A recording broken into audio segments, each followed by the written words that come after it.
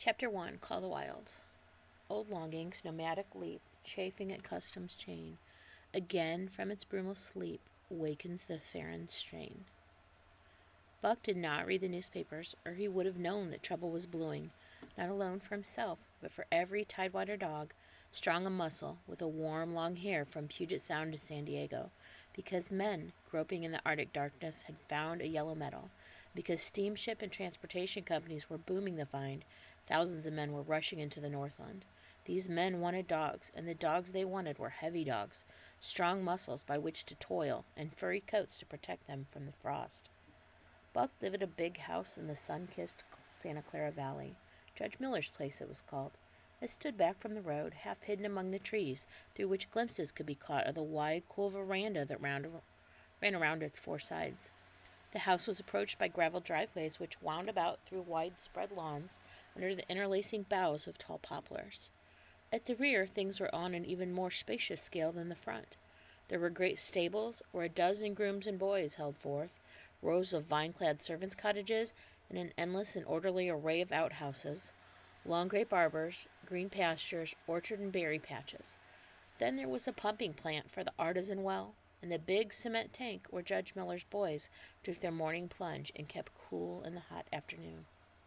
And over this great demesne Buck ruled. Here he was born, and here he had lived 4 years of his life. It was true there were other dogs.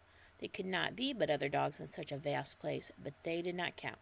They came and went, resided in the kennels, or lived obscurely in the recesses of the house after the fashion of Toots, the Japanese pug, or Isabel, the Mexican hairless, strange creatures that rarely put nose out of doors or set foot to ground. On the other hand, there were fox terriers, a score of them at least, who yelped fearfully promises at Toots and Isabel, looking out from the windows at them, and protected by a legion of housemaids armed with brooms and mops. But Buck was neither house dog nor kennel dog. The whole realm was his. He plunged into the swimming tank or went hunting with the judge's sons. He escorted Molly and Alice, the judge's daughters, on long twilight or early morning rambles. On wintry nights he lay at the judge's feet before the roaring library fire. He carried the judge's grandsons on his back, or rolled them in the grass, and guarded their footsteps through wild adventures down to the fountain in the stable, and even beyond, where the paddocks were and the berry patches. Among the terriers he stood imperiously, and Toots and Isabel he utterly ignored, for he was king, king over all creeping, crawling, flying things of Judge Miller's place, humans included. His father Elmo, a huge St. Bernard, had been the judge's inseparable companion, and Buck bid fair to follow in the way of his father. He wasn't as large, he only weighed 140 pounds, for his mother Shep had been a Scotch shepherd dog. Nevertheless, 140 pounds, to which was added the dignity that comes of good living and universal respect, enabled him to carry himself in right royal fashion. During the 4 years since his puppyhood, he lived the life of a sated aristocrat. He had a fine pride in himself, and was even a trifle egotistical, as a country gentleman sometimes becomes of their insular situation. But he saved himself by not becoming a mere pampered house dog. Hunting and kindred outdoor delights kept down the fat and hardened his muscles, and to him the cold, tubing races, the love of water, was a tonic and health preserver. And this was the manner of dog that Buck was in the fall of 1897, when the Klondike strike dragged men from all over the world into the frozen north. But Buck didn't read the newspapers. He didn't know that Manuel, one of the gardener's helpers, was an undesirable acquaintance. Manuel had one besetting sin. He loved to play Chinese lottery. Also in his gambling he had one besetting weakness, faith in a system, and this made his damnation certain. For to play a system requires money, while the wages of a gardener helper do not lap the needs of a wife and numerous progeny. That's kids. The judge was at a meeting of the Raisin Growers Association, and the boys were busy organizing an athletic club on the memorable night of Manuel's treachery.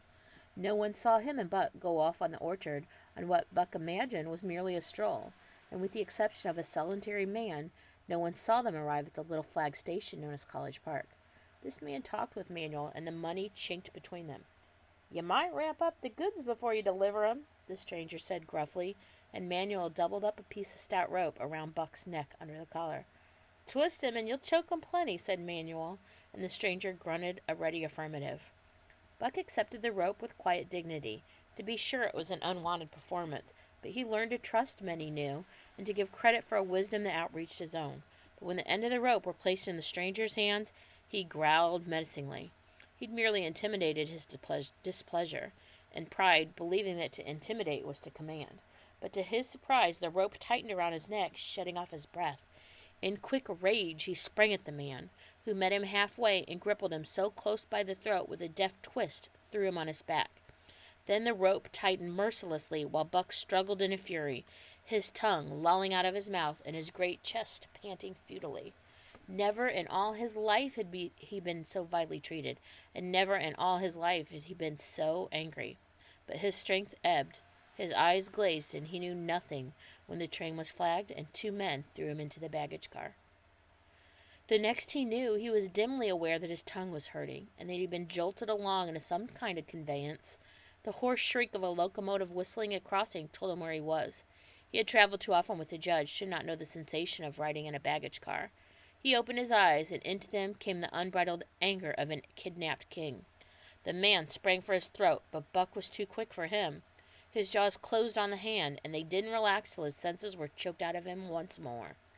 "Yep, he has fits," the man said, hiding his mangled hand from the baggage man, who had been attracted by the sounds of a struggle. "I'm taking him up to the boss Frisco. A crack doctor there thinks he can cure him." Concerning the night's ride, the man spoke eloquently for himself in a little shed in the back of the saloon of a San Francisco waterfront. "All I could get for it," he grumbled, "and I wouldn't do it over again for 1,000 cold cash." His hand was wrapped in a bloody handkerchief, and the right trouser leg was ripped from knee to ankle. "How much did the other mug get?" the saloon keeper demanded. 100, was the reply. "Wouldn't take so less, so help me." "And I'm making 150, the saloon keeper calculated. He's worth it, or I'm a square head."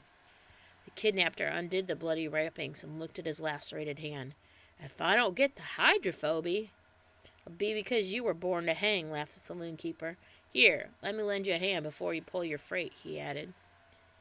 Dazed, suffering intolerable pain from throat and tongue, the life half throttled out of him, Buck attempted to face his tormentors, but he was thrown down and choked repeatedly, till they succeeded in filling the heavy brass collar off from his neck. Then the rope was removed, and he was flung into a cage-like crate. There he lay for the remainder of the weary night, nursing his wrath and wounded pride. He couldn't understand what it all meant. What did they want with him, these strange men? Why were they keeping him pent up in this narrow crate? He did not know why, but he felt oppressed by the vague sense of impending calamity. Several times during the night he sprang to his feet when the shed door rattled open, expecting to see the judge, or the boys at least, but each time it was the bulging face of the saloon keeper that peered in at him by the sickly yellow light of a tallow candle. Each time the joyful bark that trembled in Buck's throat was twisted into a savage growl. But the saloon keeper let him alone, and in the morning 4 men entered and picked up the crate. More tormentors, Buck decided, for they were evil-looking creatures, ragged and unkempt, and he stormed and raged at them through the bars. They only laughed and poked sticks at him, which he promptly assailed with his teeth, till he realized that that was what he wanted. Whereupon he lay down sullenly and allowed the crate to be lifted into a wagon. Then he and the crate in which he was imprisoned began a passage through many hands. Clerks in the express office took charge of him. He was carted into another wagon. A truck carried him, an assortment of boxes and parcels, along a ferry steamer. He was trucked off the steamer into a great railway depot. Finally, he was deposited into an express car. For 2 days and nights, this express car dragged along at the tail of shrieking locomotives, and for 2 days and nights, Buck neither ate or drank. In his anger, he met the first advance of the express messengers with growls, and they retaliated by teasing him. When he flung himself against the bars, quivering and frothing, they laughed at him and taunted him. They growled and barked like detestable dogs, mewed, and flapped their arms in crowd. It was all very silly, he knew. Therefore, the more outrage to his dignity, the more his anger waxed and waxed.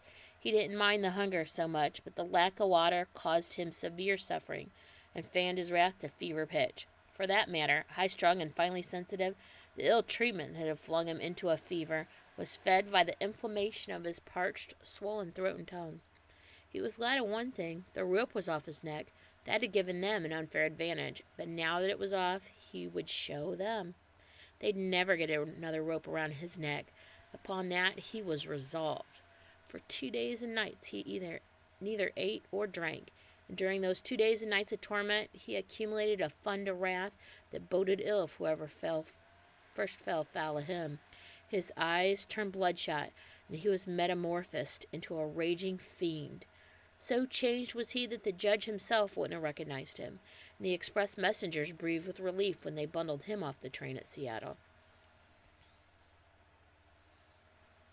4 men gingerly carried the crate from the wagon into a small, high-wheeled backyard. A stout man, with a red sweater that sagged generously at the neck, came out and signed the book for the driver. That was the man, Buck divined, the next tormentor, and he hurled himself savagely against the bars. The man smiled grimly and brought a hatchet and a club. "You ain't gonna take him out now?" the driver asked.